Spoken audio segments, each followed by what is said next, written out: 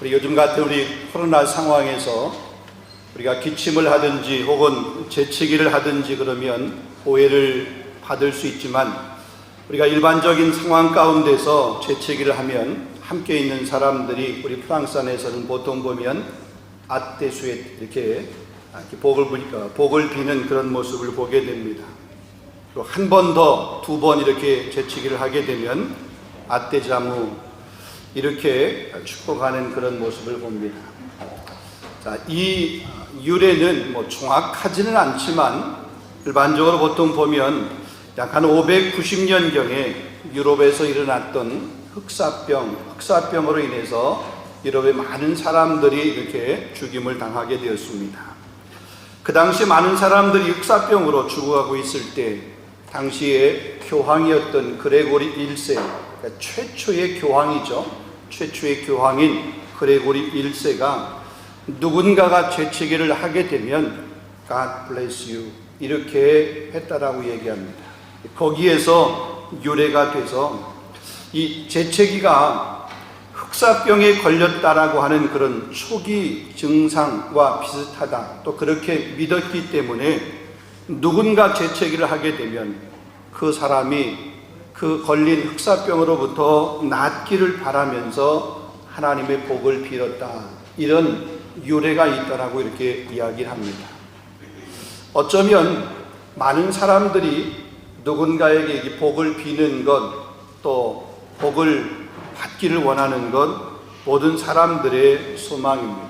그래서 사람들은 누구나 다 복을 받기를 좋아합니다. 복 있는 삶을 살기를 원합니다. 복 받으라고 그러는데 싫어하는 사람은 없습니다. 특별히 우리나라 같은 경우는 얼마나 복을 좋아하는지, 복이라고 하는 그 한자, 그 복자를 식기에다도, 혹은 이렇게 젓가락에도, 혹은 이불에도, 벽에도, 장식품에도 이런 복이라고 하는 글자를 많이 새겨놓는 것을 보게 됩니다. 자, 그런데 문제는 무엇이 진짜 복인지를 알지 못하고 살아간다는 것입니다. 복이 아닌 것을 복이라고 생각을 하고, 또 그것이 복인 것 같아서 그것만을 추구하고, 또 그것에 목숨을 걸고 살아가다가 도리어 화를 만나는 경우들도 많이 있습니다. 반대로 복인데도 불구하고 그것을 복으로 생각하지 못하고 오히려 화로 생각을 하고, 나는 복이 없는 사람이야, 나는 지지리도 복이 없어, 이렇게 신세를 한탄하면서 좌절하며 혹은 낙담하는 그런 사람들도 많이 있습니다. 오늘 본문에서 예수님은 너희 가난한 자는 복이 있나니 하나님의 나라가 너희 것이며 그렇게 말씀하고 있습니다. 우리가 이 세상을 살아가면서 누구나 다 하나라도 더 가지려고 발버둥을 칩니다. 남들이 가진 것보다 더 많은 것을 소유하고 가져야 부자라고 그렇게 생각을 합니다. 또 그런 삶이 복 있는 삶이라고 그렇게 생각을 합니다. 그런데 예수님의 이 말씀은 우리 일반 사람들이 생각하는 그런 상식적인 사고하고는 완전히 다른 말씀입니다. 보통 사람이 듣기에는 그 말은 참으로 받아들이기 힘든 이상한 말입니다. 세상에 누가 가난하게 살기를 원하겠습니까? 세상에 그 어떤 부모가 자식에게 야, 너는 가난하게 살아라, 이렇게 말하는 부모가 어디 있겠습니까? 그런데 오늘 예수님은 가난한 자의 삶을 얘기합니다. 가난한 자가 복이 있다라고 그렇게 말씀하고 있습니다. 오늘 본문 예수님의 사역의 초반 부분에 해당이 되는 그런 말씀입니다. 12명의 제자를 부르셨습니다. 그리고 수많은 병자들을 예수님께서 고쳐주셨습니다. 귀신들도 내어 쫓았습니다. 그러다 보니까 예수님 주변에 보면 많은 사람들이 있었습니다.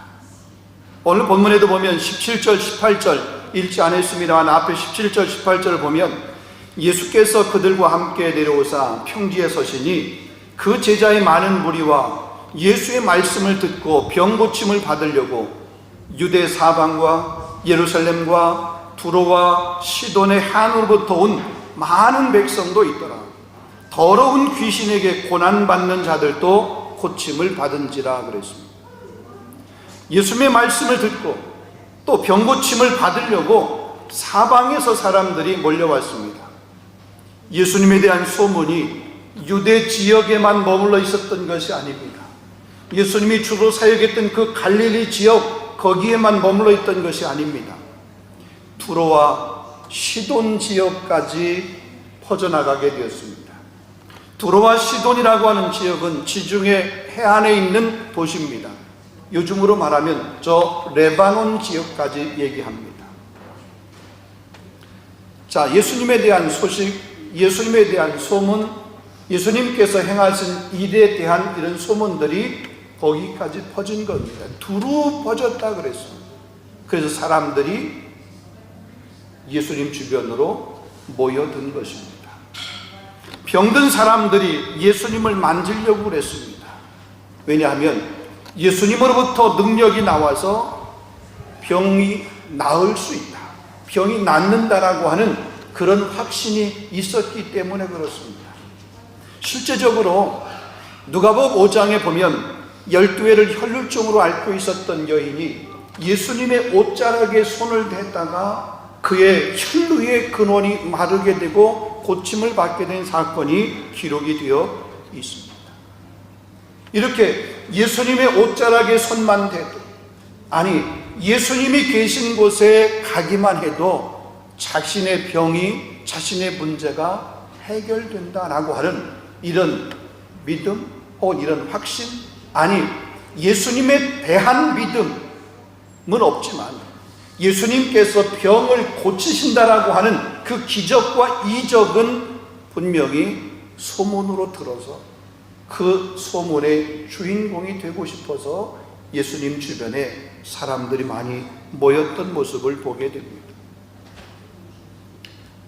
본문 19절 말씀에도 보면 온 무리가 예수를 만지려고 힘쓰니, 예수를 만지려고 힘썼대요. 이는 능력이 예수로부터 나와서 모든 사람을 낫게 함일러라. 어쨌든 예수님 곁에 있으면 수지 맞는 거고, 예수님 곁에 있으면 질병도 고침받는 이런 모습입니다. 그 소문이 퍼지고 그것 때문에 사람들이 모이게 된 것입니다. 그런 상황 안에서 오늘 예수님께서 말씀하시는 겁니다. 자, 본문과 비슷한 말씀이 우리 마태복음 5장에 기록이 되어 있습니다. 이런 마태복음 5장은 예수님께서 산에 오르실 때에 사람들이 많이 따라왔습니다. 그래서 예수님께서 그 산에서 말씀을 가르치셨습니다. 그래서 우리가 흔히 얘기해서 마태복음 5장을 산상수훈이다 라고 이렇게 얘기합니다. 자, 그런데 오늘 이 누가복음에 있는 말씀, 오늘 누가복음 6장에 있는 이 말씀은 산에서 내려오사 평지에서 말씀을 가르치셨습니다. 그래서 평지수훈, 평지설교라고 그렇게 이야기할 수 있습니다. 마태복음에서 복에 관해서 말씀을 했습니다. 아니, 마태복음은 팔복, 복에 관해서만 말씀을 했습니다. 그런데 오늘 이 누가복음에서는 복에 대해서도 말씀을 하고 화에 대해서도 말씀을 합니다. 마태복음 8가지의 복, 팔복에 관해서 말씀했습니다. 누가복음에서는 4가지의 복과 4가지의 화에 관해서 말씀을 합니다. 8가지를 말씀하셨지만 마태복음은 복에 관해서만, 마가복음에서는 복과 화에 관해서 동일하게 말씀을 하셨다는 얘기입니다. 자, 오늘 이 말씀을 통해서 예수님께서 우리에게 가르쳐 주시는 복은 무엇인가? 또 누가 복 있는 삶을 살아가는 사람인가? 오늘 이 말씀 한번 생각하면서 우리가 그 복 있는 삶을 살아가는 사람이고 또 우리 자신이 그 복의 주인공이 되어야 되겠다, 이런 결심 또 이런 각오를 할 수 있는 그런 은혜의 시간이 될 수 있기를 주님의 이름으로 축원합니다. 첫 번째로 보면 예수님 말씀하신 복은 가난함의 복입니다. 앞에도 말씀드렸지만 상식적으로 이해하기 힘듭니다. 가난함, 지긋한데, 가난함, 고생스러운데, 가난함, 생각만 해도 내가 그 현실 앞에 있다라고 생각만 해도 그것 생각조차도 하기 싫은. 근데 오늘 예수님께서 말씀하시는 복은 가난함의 복이에요. 본문 20절 말씀입니다. 예수께서 눈을 들어 제자들을 보시고 이르시되 너희 가난한 자는 복이 있나니 하나님 나라가 저희 것이며 그랬습니다. 여러분, 이 말씀이 마태복음 5장에서는 심령이 가난한 자는 복이 있나니 천국이 그들의 것이며 그렇게 말씀을 했어요. 마태복음에서는 가난함을 심령의 가난함, 영적인 가난함을 말하고 있습니다. 자, 그런데 이 누가복음에서 말하고 있는, 이 누가복음에서 예수님께서 말씀하신 이 가난함은 육신적인 삶에서 경험하는 그런 가난함을 이야기합니다. 사람들이 보통 가난하다라고 이렇게 말할 때 두 가지의 경우를 생각해 볼 수 있습니다. 하나는 상대적인 가난함입니다. 다른 사람과 비교해서 상대적으로 내가 좀 부족하다, 내가 적게 소유하고 있다, 내가 가진 것이 적다, 그래서 상대적으로 가난합니다. 루이비통의 회장인 엘베아마 씨의 그 회장보다 우리는 가난하자, 그래서 나는 가난해, 이렇게 생각하는 상대적인 그런 가난함입니다. 결코 가난하지 않은데도 불구하고 부한 사람, 그런 사람들과 비교해서 나는 가난하다고 생각하는 상대적 가난함. 두 번째로는, 다른 하나는 절대적인 가난함이고, 이건 정말로 가난한 것입니다. 결핍, 부족입니다. 꼭 있어야 하는데 없는 것을 가리킵니다. 최소한의 의식주의 문제, 우리가 먹고 입고 잘 곳은 있어야 되는데 그러한 것들이 보장되지 않는 그런 상태에서의 가난함입니다. 오늘 본문에서 말하는 이 가난한 자라고 하는 이 말은 이런 상대적인 가난함이 아니라 절대적인 가난함 안에 있는 그런 사람들을 가리킵니다. 그런데 예수님은 이러한 가난함 가운데 있는 사람들을 복 있는 사람이라 그들에게 축복을 했습니다. 하나님의 나라가 그들의 것이다, 하나님의 나라가 그 가난한 자들의 것이다, 그렇게 말씀을 했습니다. 만약에 우리가 이런 절대적인 가난함 가운데 있는 사람을 향해서 당신은 참 복 있는 사람입니다 라고 우리가 만약에 그렇게 말을 한다라고 그러면 아마 그 사람이 나를 죽이려고 그럴 겁니다. 아니, 뺨이라도 때리려고 그럴 것입니다. 나를 향해 달려들 것입니다. 가난한 사람은 결코 자신을 복 있는 사람이라고 그렇게 생각하지 않습니다. 그런데 예수님은 그런 사람을 향해서 하나님 나라를 경험하는 복 있는 사람이다, 그렇게 말씀을 했습니다. 우리가 이것을 어떻게 해석을 해야 될까요? 어떻게 가난한 사람이 복 있는 사람이라고 예수님께서 말씀하실 수가 있을까요? 그것을 우리가 어떻게 받아들일 수 있을까요? 이것은 예수님의 사역과 연관해서 우리가 생각을 해보아야 됩니다. 예수님께서 누가복음 4장에 보게 되면 예수님께서 자기가 자란 그 나사렛이라고 하는 곳에서 안식일에 회당에 들어가서 말씀을 가르쳤습니다. 특별히 성경을 읽었는데 구약의 이사야 선지자의 그 글을 읽었습니다. 이사야서 61장 1절의 그 1절 이하의 그 글을 읽은 겁니다. 주의 성령이 내게 임하였으니 이는 가난한 자에게 복음을 전하게 하시려고 내게 기름을 부으시고 나를 보내사 포로된 자에게 자유를, 눈먼 자에게 다시 보게 함을 전파하며 눌린 자를 자유롭게 하고 주의 은혜를 전파하게 하려 하십니다. 여러분, 이 말씀은 메시아가 오셔서 이 땅 가운데서 하실 일에 대한 예언적인 이사야 선지자의 말씀이었습니다. 세상에서 복이 없는 사람들이라고 보일 만한 그런 가난한 사람들, 포로된 사람들, 눈먼 사람들, 눌린 자들에게 하나님 나라를 소유하게 되는 그 복 있는 자가 되도록 하시기 위해서 메시아가 오실 것이고, 그렇게 해서 오신 메시아가 바로 예수 그리스도이고, 그것이 메시아이신 예수님의 사역이라는 거죠. 예수님의 사역이기 때문에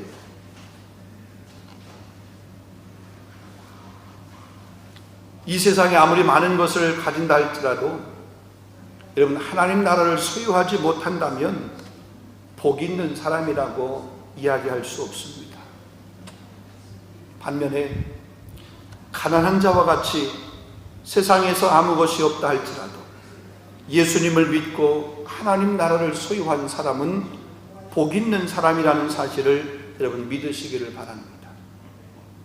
오늘 이 말씀을 통해서 예수님께서 하시는 것은 세상에서 우리가 생각하는 그 복, 그 가치, 이것보다 하나님 나라의 가치가 얼마나 소중한가를 우리에게 가르쳐주고 있습니다. 우리의 눈은 세상의 가치에 머물러 있습니다. 우리의 마음은 세상의 것에 빼앗겨 묶여 있습니다. 그러나 하나님께서 우리에게 원하시는 것은 세상의 것에 매여 있는 우리 마음과 머물러 있는 우리의 눈을 들어서 하나님을 바라볼 수 있는 그것을 원하시는 거예요. 세상에서는 가난한 것 같지만 영원한 하나님 나라를 소유한 부유한 자로 살아가기를 원하시는 하나님의 주님의 마음이라는 거죠. 우리가 하나님의 은혜를 체험하게 되면 체험할수록 더 큰 은혜에 대한 사모함이 있습니다. 하나님의 말씀을 깨닫고 알아가면 알아갈수록 더 갈급함이 있습니다. 더 우리의 마음이 가난해집니다. 그런 가난함이 결코 저주스러운 것이 아닙니다.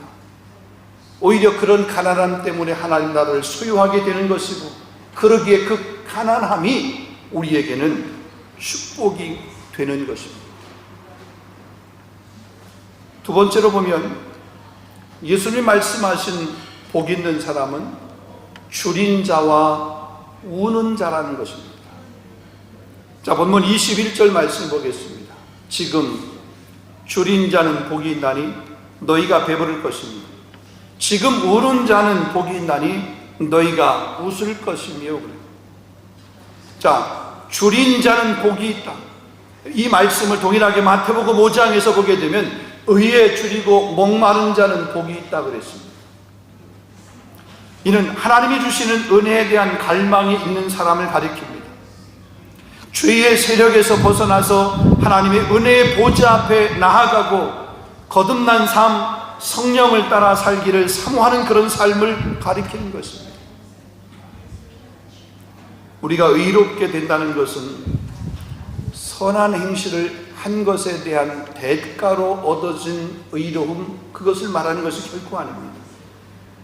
하나님의 은혜로 우리 죄라고 하는 것들이 인정되지 않고 그 죄에서 자유로워진 것, 그게 바로 의라고 하는 것입니다. 그러게 우리가 의롭게 된다라고 하는 것은 행위로 말미암은 의로움이 아니라 믿음으로 말미암은 의로움이에요. 예수님의 의, 그 의로 말미암은 우리가 의인이 되었다라고 하는 그런 사실입니다. 그래서 이 줄인 자는 복이 있다, 갈급함을 얘기합니다. 시편 42편 1절 말씀에 보게 되면 사슴이 시냇물을 찾기에 갈급함같이 내 영혼이 주리를 찾기에 갈급하니이다. 여러분, 줄인 사람은 그 줄인 줄인 배를 채우기 위해서 갈급함이 있습니다. 마찬가지로 주님의 은혜를 향한 갈급함, 이 갈급함이 있는 사람, 복 있는 사람이라고 하는 거죠. 여러분, 실제적으로 이런 갈급함의 삶을 살았던 사람이 있습니다. 사도 바울을 우리가 얘기할 수 있습니다. 그는 당대 최고의 혈통, 가문을 가지고 있었습니다. 남다른 열심을 가지고 율법에 철저한 사람이었습니다. 헬라의 철학이나 언어에 능통한 사람이었습니다. 요즘으로 말하면 최고의 가문, 최고의 스펙을 가지고 있는 그런 사람이었습니다. 그런데 그런 그가 다메섹 도상에서 부활하신 주님을 만났습니다. 자신의 삶에서 그렇게 최고의 가치 여겼던 그 모든 것들, 그 다메섹 도상에서 주님을 만난 후에 그가 이렇게 결심을 하고 이렇게 고백을 합니다. 무엇이든지 내게 유익하던 것을 내가 그리스도를 위해 다 해로 여길 뿐더러 또한 모든 것을 해로 여김은 내 주 그리스도 예수를 아는 지식이 가장 고상하기 때문이라. 내가 그를 위하여 모든 것을 잃어버리고 배설물로 여김은 그리스도를 얻고 그 안에서 발견되려 함이니 내가 가진 의는 율법에서 난 의가 아니요 오직 그리스도를 믿음으로 말미암은 의니 곧 믿음으로 하나님께로부터 난 의인이라 그랬습니다. 자기가 자랑했던 것, 세상의 것 가지고는 의롭다함을 얻을 수 없다는 것을 누구보다도 이 사도 바울은 깨달았습니다. 그래서 자기가 그렇게 붙들었던 것, 자기가 그렇게 자랑했던 것, 이 모든 것을 배설물로 여겼다라고 그랬습니다. 오직 그리스도 예수 안에서만 발견되기를 그가 소원했다라고 그랬습니다. 여러분, 영적으로 줄이고 영적으로 목마른 것은요, 우리가 육신적으로 줄이고 육신적으로 목마른 것과 같습니다. 배가 고프면 음식을 먹기 전에는 결코 배부르지 않잖아요. 이 배고픔의 문제가 해결되지 않잖아요. 줄인 배가 채워지지 않잖아요. 뭔가 이렇게 먹어야 되잖아요. 갈급함도 역시 마찬가지입니다. 목마름도 역시 마찬가지입니다. 물을 마시기 전에, 시원한 생수를 마시기 전에는 갈급함의 문제가 해결되지 않습니다.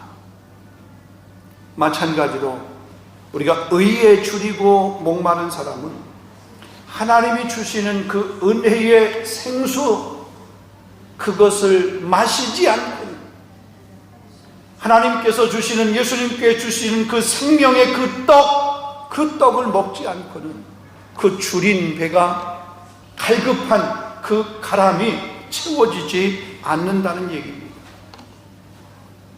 여러분, 그래서 줄인 사람은요, 사모하는 마음이 큽니다. 시편 107편 9절 말씀에 그가 사모하는 영혼에게 만족을 주시며 줄인 영혼에게 좋은 것을 채워주시미로다. 시편 33편 10절 말씀에 보면 젊은 사자는 궁핍하여 줄일지라도 여호와를 찾는 자는 모든 좋은 것에 부족함이 없으리로다. 갈급함입니다. 줄인 자, 갈급함입니다. 우는 자도 역시 마찬가지입니다. 애통하는 자도 역시 마찬가지입니다. 마태복음 5장 4절 보게 되면 애통하는 자는 복이 있나니 제가 위로를 받을 것이며 그랬습니다. 여러분, 우리가 살면서 가장 애통하는 때가 언제입니까? 언제 가장 애통합니까?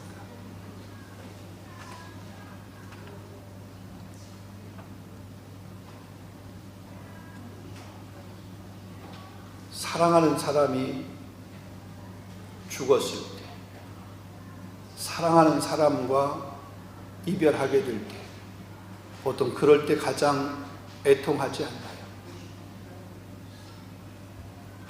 가난이 인간의 상태를 나타낸 것이라 그러면 애통은 인간의 반응을 나타낸 것입니다.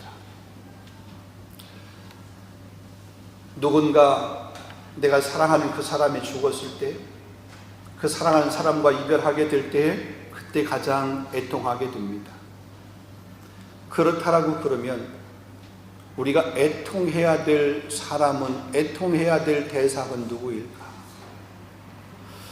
아직 예수를 믿지 않는 그런 사람을 위해서, 혹은 영적으로 죽어가는 그런 사람을 위해서, 아직 그 영혼이 예수님을 인격적으로 만나지 못한 사람을 위해서, 예수 안에 있다라고 그렇지만 모양만 예수 안에 있는 것이지 실제 그 삶이 예수 안에서 본 어게인 거듭난 자의 삶을 살지 못하는 사람을 위해서, 아직 예수님을 만나지 못한 사람, 믿지 않는 그런 사람을 위해서 우리가 울어야 되지 않는가. 그 울음이 정말로 최고의 가치 있는 그런 울음, 애통함이 아닐까. 영혼을 구원하는 것은 주님이 우리에게 분부하신 명령입니다. 강권하여 내 집을 채우라, 주님이 말씀하신 그런 명령입니다. 그러기에 누가 복 있는 사람이냐? 영혼을 구원하는 일에 힘쓰는 사람입니다. 오늘 본문 말씀을 자세히 한번 읽어보겠습니다.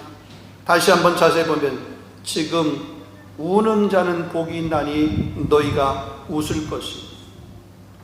지금이라고 그랬습니다. 내일이 아닙니다. 모레가 아닙니다. 내년이 아닙니다. 다음이 아닙니다. 지금입니다. 보라, 지금이 은혜 받을 만한 때요, 보라, 지금이 구원의 날이로다 그랬습니다. 내 주변에 있는 사람, 아니 차차 다음에 나중에 아니에요. 그 사람에게 내일이라고 하는 것이 있다라고 하는 보장, 확신이 없습니다.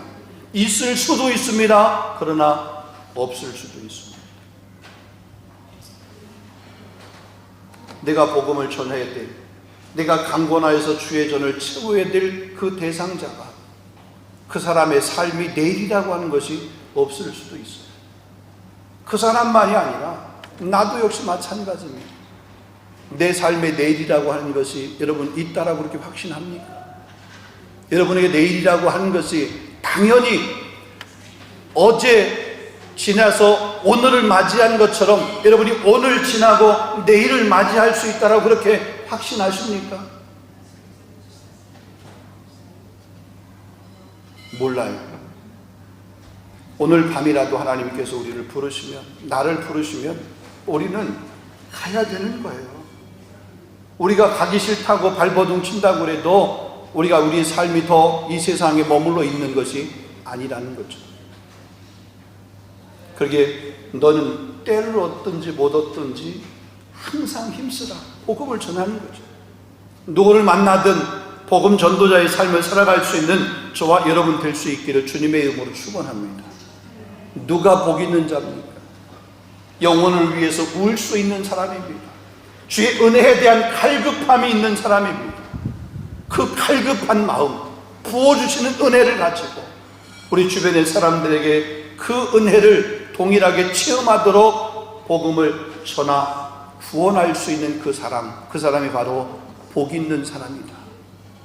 그런 주인공이 될 수 있기를 주님의 이름으로 축원합니다. 마지막 세 번째입니다. 예수님과 복음 때문에 고난받는 사람, 고난까지도 기뻐하는 사람이 바로 복 있는 사람이라고 하는 사실입니다. 자, 본문 22절 말씀을 보겠습니다. 인자로 말미암아 사람들이 너희를 미워하며 멀리하고 욕하고 너희 이름을 악하다 하며 버릴 때에는 너희에게 복이 있도다. 다시 한번 읽어드리겠습니다. 인자로 말미암아, 예수 그리스도로 말미암아, 복음으로 말미암아 사람들이 너희를 미워하며 멀리하고 욕하고 너희 이름을 악하다 하여 버릴 때에는 너희에게 복이 있다. 우리 성경과 교회 역사를 가만히 보게 되면 예수님과 복음 때문에 고난과 어려움을 당한 사람들이 수없이 많습니다. 그런데 그들은 한결같이 그 고난과 어려움 가운데 있었지만 복음을 위한 삶을 결코 포기하지 아니했던 모습을 보게 됩니다. 그래서 그들의 고난이, 그들의 어려움이, 그들의 핍박이 복음의 진보를 가져오게 되었습니다. 그들의 희생이라고 하는 것이 결코 헛되지 아니했던 것을 우리는 성경을 통해서, 역사를 통해서 알 수 있습니다.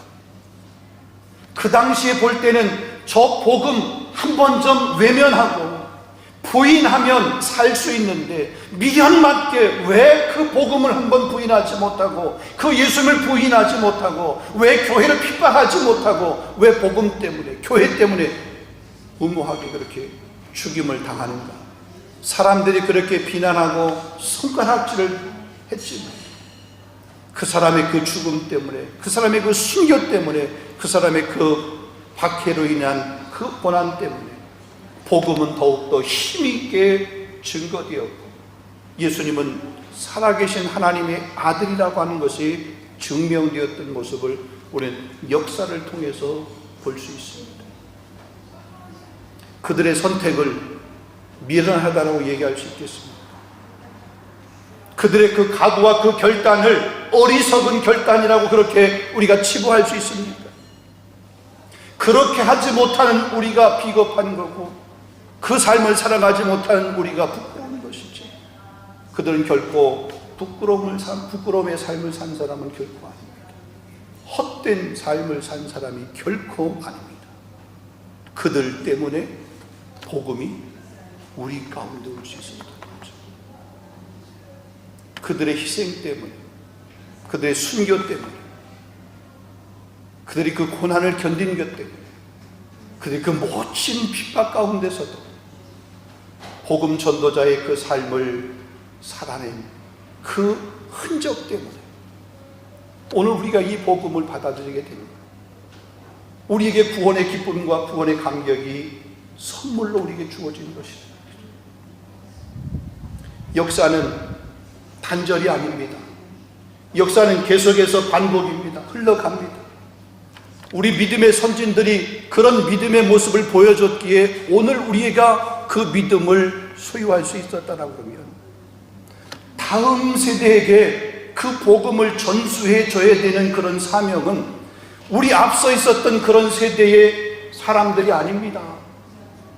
우리의 책임입니다. 여러분의 책임입니다. 우리 교회의 책임입니다. 우리 교회의 사명입니다. 여러분의 사명입니다.